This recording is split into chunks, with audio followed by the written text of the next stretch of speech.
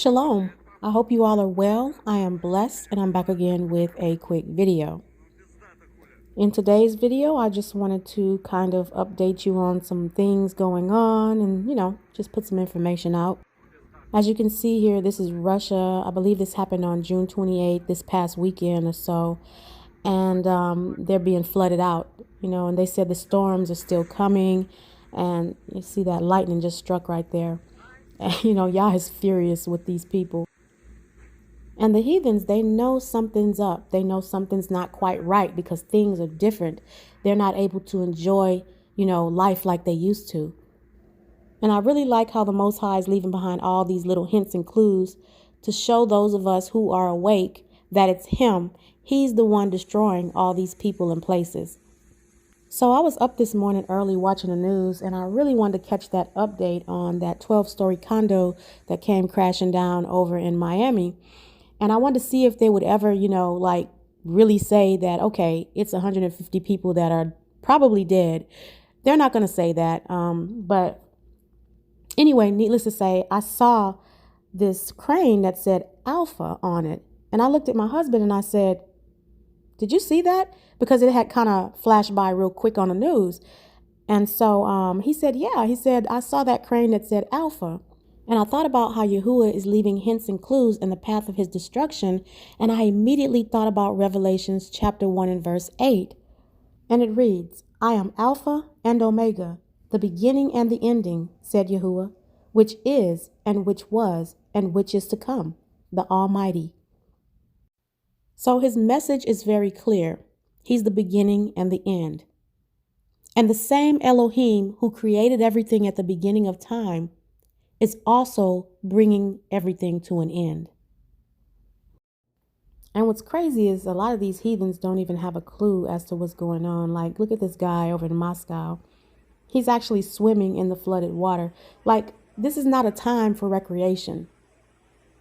And it actually looked like he's swimming in the middle of the street, a flooded street. You can see a car back there. Looks like, are they driving? I don't know. Anyway, this guy right here, he's just swimming, having a good old time. But the reason I was wondering if they were driving back there is because, what I noticed about all these places that are flooding is that they're still trying to drive, ride bikes, motorcycles. People are still walking. I mean, I know you still have to live, but literally you can only do so much when you're flooded out. It's like you're living in a swamp or a lake. And I've seen video clips where people are playing pool in their house and, the water's almost up to their knees. And I've also seen video clips where people are just hanging out at the store in the water and, swimming in the water. And it's just the weirdest thing. Like, Yahuwah, all he have to do is send a little water, a little wind, some snow, some hail, some fire, a lightning bolt, and he can destroy whatever he wants to. For as far back as I can remember, when I was a little girl, I was fascinated with the end of the world.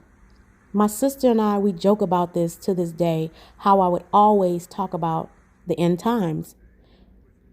Now that I look back, when I talked about it, I didn't really know how it was going to end. It was always this scary thought. But, now fast forward to today, you could have never told me that Yahuwah was going to use all his elements to destroy this world. And, not the physical world like the earth, but, this kingdom.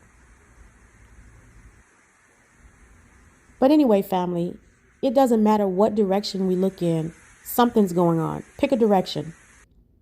On one side of the earth, it's burning up. On the other side of the earth, it's flooding. On another side, there's earthquakes. And on another side, there's hailstorms and hurricanes and tornadoes. And then we have all the great signs and wonders happening, the blood moons, the eclipses. And for the heathens, this is a sign of destruction, their judgment, and, letting them know that their kingdom is over.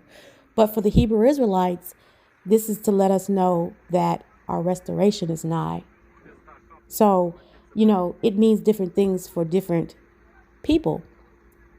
But anyway, the other day, my husband, he said he saw the moon out and, it was just as the sun was coming up. And he said there were two stars right next to the moon. And one star was big and bright and one star was small and it was twinkling. And he said, it kind of looked strange. I wasn't with him, so I don't know. He just said it looked strange to him, something about it. And he said immediately when he said that, he said the small star started moving real fast until it was out of sight. And we don't always know what the sign means that Yahuwah sent to us, but we do know that he said in a certain period of time, which is the end of the age, he would send great signs and wonders.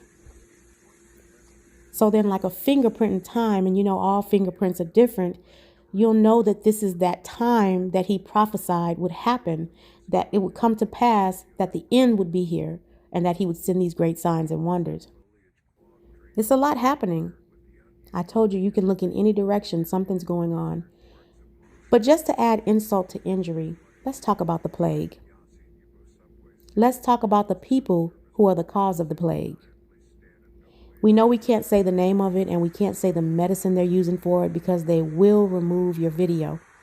So the other day, me and my son were having a conversation, and we were discussing the books that are locked away in the Vatican. And we were talking about how we don't know what's in those books. You start to reading outside of the 66 books and you find out a wealth of information. So who knows what's in those other books? And since they have a heads up, they know what's in them. Boy, they have them locked away too. So something is in those books. Well, the reason for me mentioning this is because they know some things that we might not know yet. And I'm going somewhere with this, so just kind of hear me out real quick. A few months ago, my son saw something on Facebook. They look like some documents that I think about in 2014 they were written. And these elite people, the people in, high positions, wrote something prior to us ever knowing anything about this plague. They wrote that they're going to put out an initial plague, and then they're going to put out a variant. And this was back in 2014. At least that was the date that was on those documents. And again, remember, he saw this on Facebook and he forwarded these documents to me. I keep saying document, but it looked like it was a typed up paper or something. And it was pretty detailed as to how they were going to go about doing all this. And everything in the document was detailed, and it pretty much was a mirror of what's actually happening now. And so I read this prior to the variant even coming out. Okay. So that letter, even if they're lying about when it was written, I read it prior to the variant coming out. So let's just say I read that document back in December of last year or something. So the new plague wasn't even out yet, the variant. So anyway, so there's a little bit of something going on with that letter. Okay. Now, I don't give credit to anybody but the Most High. Just know that. I don't care how they try to say they're responsible for it. They're not. But here's what I'm saying. In order for them to completely debunk the fact that there's an actual God that created everything, and that's actually bringing about all these plagues and all this destruction, they're taking the credit for what the Most High is doing because they have some knowledge that we don't have. We don't know exactly why they keep those other books locked up in the Vatican. We don't know what they've seen in the books. Now, I can't think of that football player's name who learned Hebrew and he ended up going to the Vatican and reading some of the Hebrew texts. Anyway, I don't remember his name, but he ended up dead. And I thought that was kind of weird too. Right after he went there, I'll figure his name out and I'll tell you. But anyway, he seen something and they didn't want it to get out. They didn't want, because he was a black man. He actually read Hebrew. He learned it and read it. And when he went over there and they showed pictures of him actually in the vault reading, from those ancient scrolls, then he ended up dead. So anyway, hopefully I'm explaining my point that I'm trying to make. And that is that they get ahead by cheating. They have access to books that we can't see. And so who knows what's in those books, And I think people are going to be very surprised if we ever get to see them. And I'm sure there's a lot of things in those books that are very detailed and go into great depth as to what, is happening and what's going to happen, and things from our ancient past. But here's what I want to say, the heathens, the way that they try to win the game is by cheating. And I don't know a lot about sports, but when my husband used to watch games, he used to watch, football, basketball. I used to sit down with him and, just to spend time with him, I would watch some games with him. So I just know a tiny bit about sports. And I do know that the Patriots are known for cheating. And I think one season they got, well, maybe not one season. I think there was a few times that they got accused of cheating and recording the other team's plays and stuff like that. And I believe that that's what the heathens are doing to us. They have our playbook. But this is how you know we have the Most High on our team, because the heathens, with cheating and everything, you would think they would be in better shape. Since they have the advantage, they have our other books and stuff. But that's all they know: kill, steal, destroy, cheat. And this is how they get the things that they want.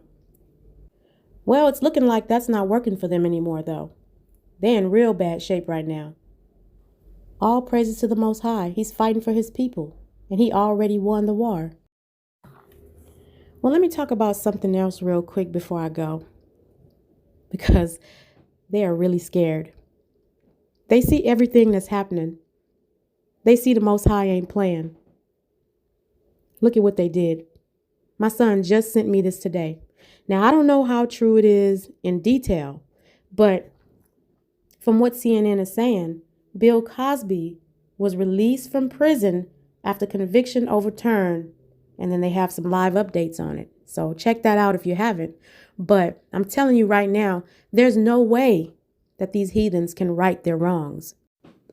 There's absolutely not enough money that they can give us for the blood they have shed and the evil that they have done against our people. Now, I'm not going to say what my opinion is about whether the accusations about Bill Cosby is true or not. That's between him and the Most High. But I can tell you this, we're going to see a lot more of this kind of thing happening. But there's nothing they can do to repay the Most High or his chosen people for all the atrocities that they have brought up on the children of Israel.